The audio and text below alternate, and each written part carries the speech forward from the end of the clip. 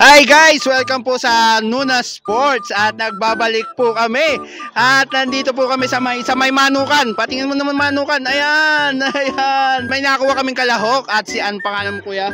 Pitik ni Yema at Yema TV. Okay. Okay, may laro tayo color game. Okay.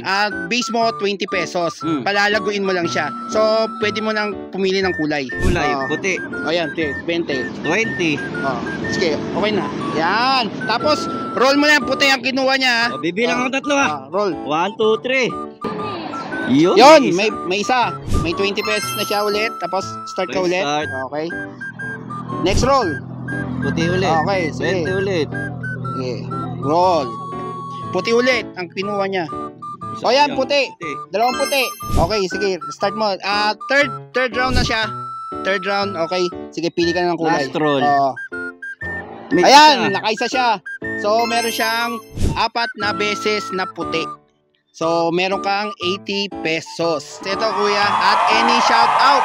Shout out sa grupo ko sa Pitikero Squad at Everyday GP.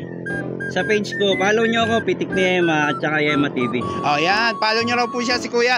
At yan, nagtatapos ang Nuna Sports. Babalik po kami. Bye-bye.